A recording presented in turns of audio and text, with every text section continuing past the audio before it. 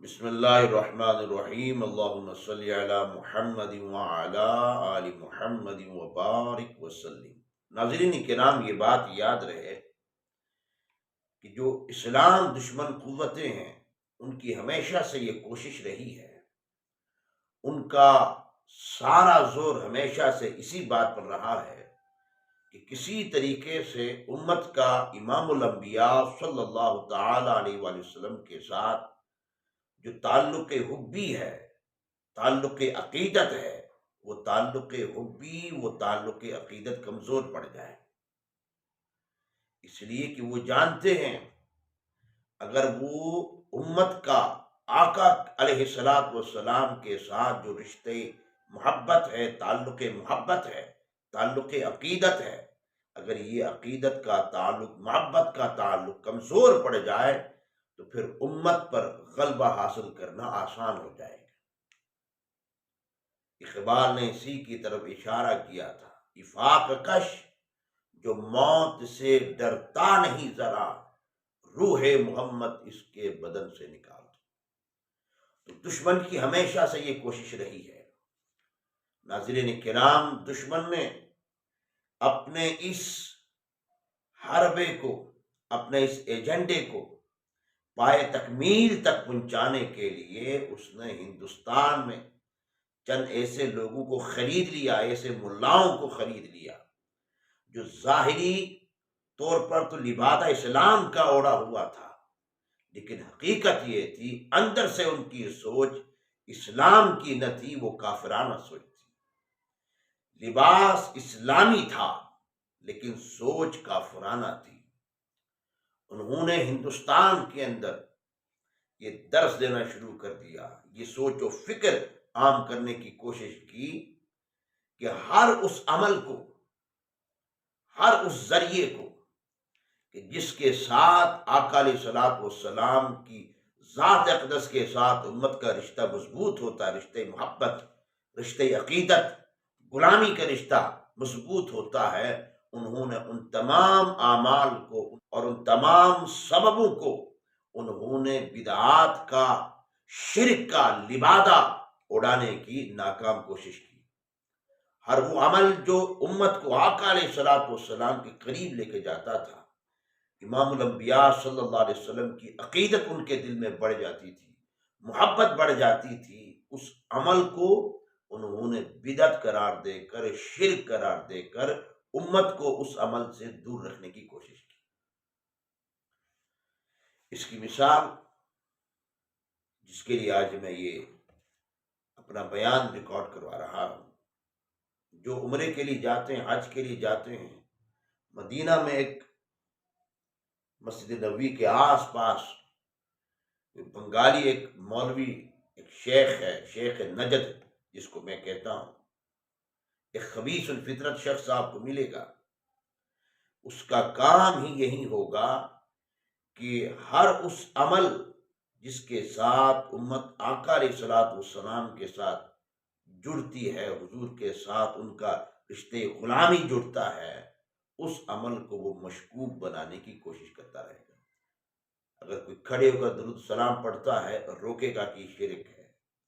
اگر کوئی امام الانبیاء صلی اللہ علیہ وسلم کی مبارک بارگاہ کی طرف اپنے نظریں نگاہیں جما کر کھڑا ہے تو اس کو کہے گا کہ یہ شرک ہے، نہ کیا جائے۔ یہاں تک کہ یہ اتنا خبیث الفطرت شخص ہے، یہ خبیث الباطن شخص ہے، یہود کا اتنا کمینہ گٹھیا ایجنٹ ہے جو اہل یہود کی فکر کو حرم نبوی صلی اللہ علیہ وسلم میں پھیلانے کی کوشش کرتا ہے۔ اس سے بڑا کمینہ اور کیا ہو سکتا ہے؟ اس نے یہاں تک کہہ دیا کہ جو کوئی مدینہ آتا ہے وہ فقط مسجد نبوی کی زیارت کی نیت سے آئے، روضہ رسول کی زیارت کی نیت سے نہ آئے، اس لیے کہ روضہ رسول صلی اللہ علیہ وسلم کی زیارت کی نیت سے آنا معاذ اللہ یہ گناہ ہے، بدعت ہے، حرام ہے، اللہ یعوذ باللہ، اللہ یعوذ باللہ۔ اب کوئی اس شیخ نجد کو بتائے، ارے شیخ نجد، ہم تیری بات مانیں یا اللہ کی بات مانیں، اللہ کے رسول کی بات مانیں، کس کی بات مانیں؟ تو کہتا ہے کہ جانا منع ہے، نہ جایا جائے، اور اللہ کہتا ہے میرے بندو جب تم اپنی جانوں پر ظلم کر بیٹھو، زیادتی کر بیٹھو، گناہ کر بیٹھو، تو پھر میرے نبی کی بارگاہ میں چلے جاؤ۔ تو آقا علیہ الصلوۃ والسلام کی بارگاہ کون سی ہے؟ حضور اس وقت کہاں تشریف فرما ہے؟ آقا علیہ الصلوۃ والسلام اس وقت اپنے روض اقدس میں تشریف فرما ہے اور حیات ہیں۔ امام الانبیاء صلی اللہ علیہ وسلم زندہ ہیں۔ تو زندہ ہے واللہ، تو زندہ ہے واللہ، میری چشم عالم سے چھپ جانے والے آقا زندہ ہے۔ تو آقا کی بارگاہ روضہ اقدس ہے، اور اللہ فرماتا ہے کہ جب تم اپنی جانوں پر ظلم کر بیٹھو تو میرے نبی کی بارگاہ میں چلے جاؤ۔ اللہ تعالی ارشاد فرماتا ہے وَلَوْ أَنَّهُمْ إِذ ظَلَمُوا أَنفُسَهُمْ جَاءُوكَ فَاسْتَغْفَرُوا اللَّهَ وَاسْتَغْفَرَ لَهُمُ الرَّسُولُ لَوَجَدُوا اللَّهَ تَوَّابًا رَحِيمًا۔ فرمایا کہ اگر تم اپنی جانوں پر ظلم کر بیٹھو تو پھر میرے نبی کی بارگاہ میں آ جایا کرو، میرے نبی کی بارگاہ میں آؤ اور وہاں آ کر اللہ سے استغفار کرو، اور رسول بھی اللہ سے تمہارے معاملے میں استغفار کریں، تمہاری مغفرت طلب کریں۔ جب ایسا ہوگا لوجد اللہ تواب الرحیم، تم اللہ کو توبہ قبول کرنے والا، رحم کرنے والا پائیں گے۔ ارے شیخ نجد، ایک خبیث الفطرت شخص، امت تیری بات مانے گی یا اللہ کی بات مانے گی، اللہ کے قرآن کی بات مانے گی؟ تو کہتا ہے جانا منع ہے، روز رسول کی زیارت کی نیت سے جانا منع ہے، یہ حرام ہے، ناجائز ہے۔ کمینے ہم تیری بات مانیں یا رسول اللہ کی بات مانیں صلی اللہ علیہ وسلم؟ تو کہتا ہے کہ منع ہے، اور آقا علیہ الصلوۃ والسلام فرماتے ہیں کہ جو میرے روزے کی زیارت کرتا ہے،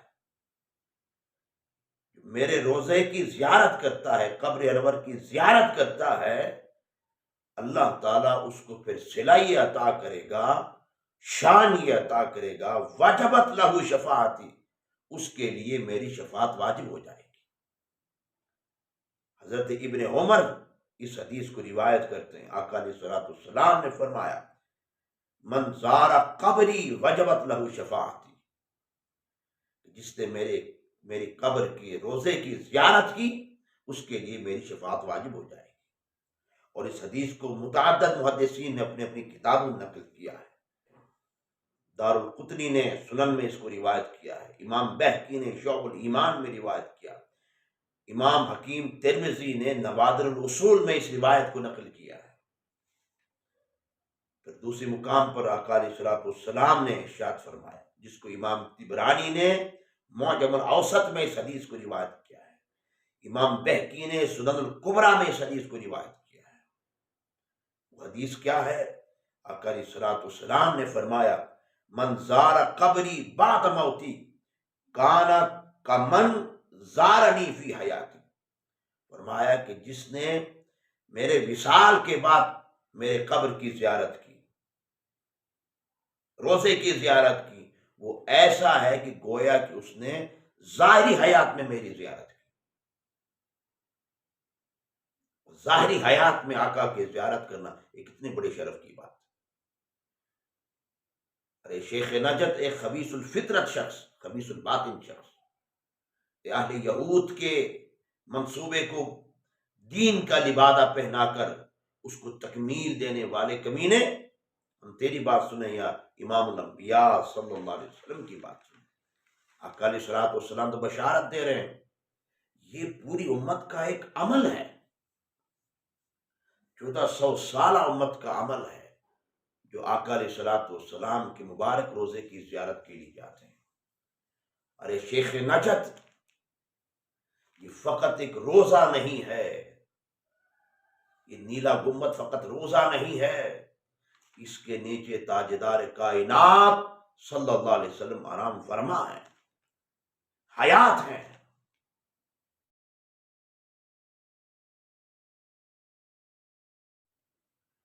اور اس روزے کی عظمت و شان کا عالم یہ ہے کہ جس قبر انور کا جو حصہ تاجدار کائنات صلی اللہ علیہ وسلم کی مبارک جسد اقدس کے ساتھ مس کیا ہوا ہے، اس کی عظمت و شان کا عالم یہ ہے کہ وہ روئے زمین حتیٰ کہ خدا کے گھر کھانے کعبہ سے بھی افضل و اعلیٰ ہے،